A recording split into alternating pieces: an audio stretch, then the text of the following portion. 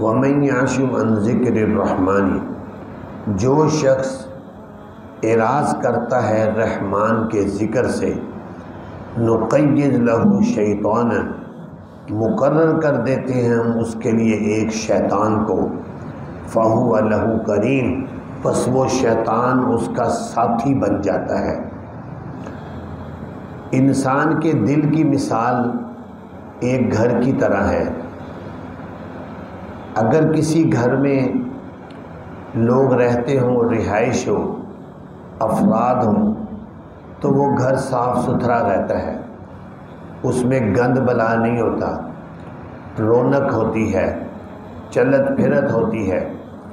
لیکن اگر کوئی گھر بند پڑا ہو، تالا لگا ہو، اس میں پھر مٹی، گرد و غبار، کوڑا کرکٹ اور گند بلا وہاں اکٹھا ہو جاتا ہے، گندا ہو جاتا ہے وہ گھر۔ جیسا کہ آپ نے دیکھا ہوگا، کوئی گھر ویران پڑا ہو، بند پڑا ہو، رہائش تو گندا ہو جاتا ہے۔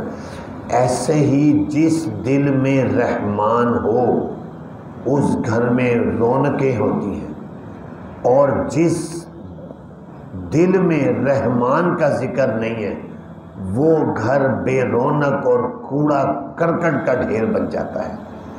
تو اللہ تعالیٰ فرما رہے ہیں جو شخص بھی رحمان کے ذکر سے اعراض کرتا ہے، کہ یعنی اللہ کا ذکر نہیں، اللہ کی یاد نہیں، کوئی تلاوت نہیں، کوئی نماز نہیں، کوئی ایسی دین کی مجلس میں نہیں بیٹھتا، ہم اس کے لیے ایک شیطان مقرر کر دیتے ہیں، وہ شیطان اس کا ساتھی بن جاتا ہے۔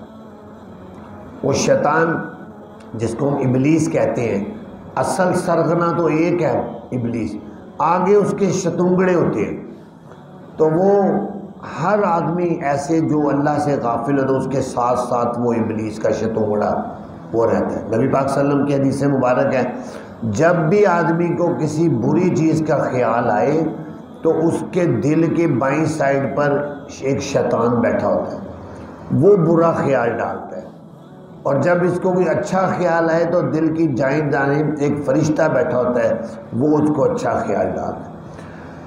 تو وہ جو شیطان مسلط ہوتا ہے اس پر، وہ شیطان کا کام ہوتا ہے جو ہی صبح اٹھتا ہے آدمی، وہ اس کے دل میں ڈالتا ہے آرام سکون سے سویا رہے، دن چڑھے گا تو اٹھی، پھر اس کے بعد ناشتہ کر کے کام پہ چلا جی، نماز کی ضرورت کوئی نہیں۔ دوپہر جب ہوتی ہے، نماز کا ٹائم ہوتا ہے، کہتا ہے دکان کھلی ہے، گاہک نکل جائیں گے، آرام سے بیٹھا رہے دکان پر۔ وہ آدمی کہتا ہے رزق حلال کمانا بھی عبادت ہے، ایسے وسوسے ڈالتا ہے، آدمی سمجھتا ہے کہ میں صحیح سوچ رہا ہوں، لیکن اندر سے وہ ابلیس وسوسے ڈال رہا ہوتا ہے۔ وہ کہتا ہے کوئی بازار گیا ہے تو اس پہ شاپنگ کر رہا ہے، شاپنگ کے دوران اس کو نماز کا ٹائم ہو گیا، اب اس کو ابلیس وسوسہ ڈالے گا یار یہ کام بیچ میں رہ جائے گا اور پھر کام بھی صحیح نہیں ہوگا، شاپنگ کر لو، نماز بعد میں پڑھ لیں گے۔ یہ وسوسے ہوتے ہیں۔ تو اللہ تعالیٰ کا قرآن کہہ رہا ہے کہ ہم مقرر کر دیتے ہیں اس کے لیے شیطان، وہ اس کا ساتھی بن جاتا ہے۔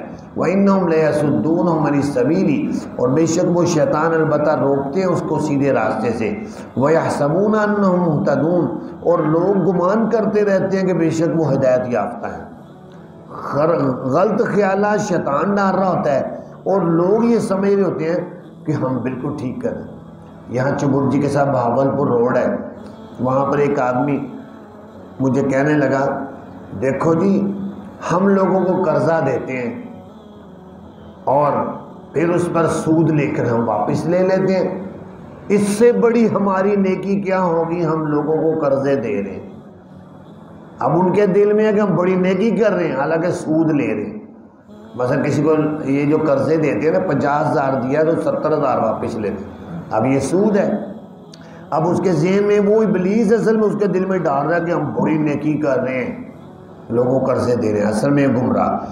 تو فرمایا یہ لوگ جب دنیا سے زندگی گزار کر شیطان کی باتیں مان کر آخر دنیا سے جب چلے جائیں گے، قیامت کا دن آئے گا، حتی اذا جاءنا، یہاں تک کہ جب آئے گا وہ شخص ہمارے پاس، قال یا لیت بینی و بینک، کہے گا اے کاش میرے درمیان اور تیرے درمیان بعد المشرقین، دو مشرقوں کی دوری پیدا ہو جائے، کاش کہ تو میرے سے اتنا دور ہوتا جتنا مشرق اور مغرب کے درمیان فاصلہ ہے۔ ابلیس کو دیکھ کر کہے گا فبیس القرین، تو بہت برا ساتھی ہے، تو نے مجھے دنیا میں نیکی کرنے ہی نہیں دی، جو بھی نیکی کا کام ہوتا تھا وسوسہ ڈال کر۔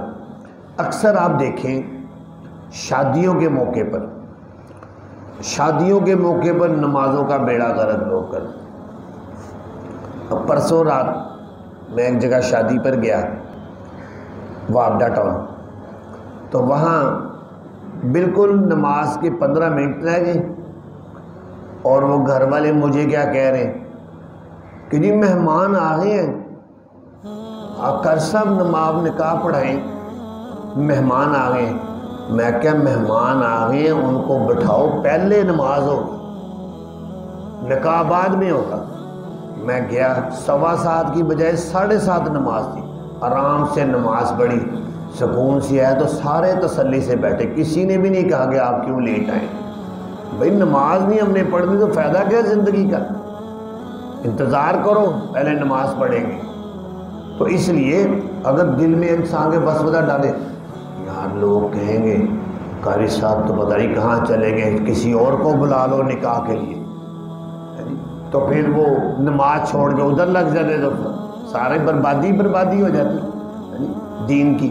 تو فرمایا کہ قیامت کے دن جب یہ آدمی پہنچے گا آخرت میں تو اس شیطان کو دیکھ کر کہے گا تیرے میرے درمیان بہت دوری کاش کی ہوتی، تیرے میں شر سے بچ جاتا۔ اللہ تعالیٰ فرمائیں گے وَلَن يَنفَعَكُمُ الْيَوْمَ، ہرگز نہیں نفع دے گی تم کو آج کے دن یہ بات۔ اب کہنے کا کیا فائدہ، اِذ ظَلَمْتُمْ، جس وقت کہ تم نے ظلم کیا دنیا میں، أَنَّكُمْ فِي الْعَذَابِ مُشْتَرِكُونَ، بے شک تم عذاب میں اب مشترک ہو، وہ ابلیس اور تم دونوں اب عذاب کے اندر جاؤ گے، تم دونوں کو سزا ملے۔ افانتا تسمع الصم، اے پیارے پیغمبر کیا آپ سنا سکتے ہیں بہرے کو، او تہدی العمیٰ، یا ہدایت دے سکتے ہیں اندھے کو، ومن کان فی ضلال مبین، اور جو شخص پہ ہو کھلی گمراہی میں، یعنی ایک بہرا ہے، آپ کانوں سے جو ڈورا ہوتا ہے اس کے پاس ڈھول بجائیں، اس کو کیا پتہ چلے گا کیا؟ اندھے جو آنکھوں سے اندھا ہے اس کے سامنے آپ 500 واٹ کا بلب جلا دیں، اس کو کیا پتہ؟ کوئی پتہ نہیں۔ اسی طرح اللہ تعالیٰ فرما رہے ہیں کہ اے پیارے پیغمبر جو اندھا ہے آپ اس کو کیسے ہدایت دیں؟ یعنی دل کے اندر کسی کے طلب پیدا ہو تو پھر فائدہ ہوتا ہے۔ اس کی مثال ایسی ہے، ٹوٹی کھلی ہے اور نیچے بالٹی الٹی پڑی ہوئی ہے، جب الٹی بالٹی پڑی ہے تو پانی تو ضائع ہو رہا ہے، بالٹی سیدھی ہوگی تو پانی اندر جائے گا۔ ایسے ہی دل کے اندر جب انسان کے طلب ہو یار مجھے کوئی دین کی بات پتہ چلے تو پھر اللہ تعالیٰ بھی اس کے لیے اسباب پیدا کر دیتے۔ جیسے کہتے ہیں نا کسی کے دل میں پیدا ہو طلب کہ میں روزے پر چلا جاؤں، میں نبی پاک صلی اللہ علیہ وسلم کا روزہ دیکھوں، اور اگر سچی طلب ہے اللہ تعالیٰ اس کو لے کر جاتے ہیں۔ تو ایسے ہی فرمایا کہ جو شخص اگر طلب ہی نہیں ہے تو آپ اس کو اے پیارے پیغمبر ہدایت نہیں دے سکتے۔ فَإِمَّا نَذْهَبَنَّ بِكَ، پس اگر لے جائیں ہم آپ کو، پس بے شک ہم ان سے انتقام لیں گے، ان مشرکوں نے جو آپ کو ستایا ہے ہم ان سے انتقام لیں گے، یا دکھا دیں آپ کو وہ عذاب جس کا ہم نے ان سے وعدہ کیا ہے، پس بے شک ہم اس پر قدرت رکھنے والے ہیں۔ فَاسْتَمْسِكْ، آپ مضبوطی سے تھام لیں اس کو جو وحی کی گئی ہے آپ کی طرف، یعنی قرآن، آپ اس کو مضبوطی سے تھام لیں۔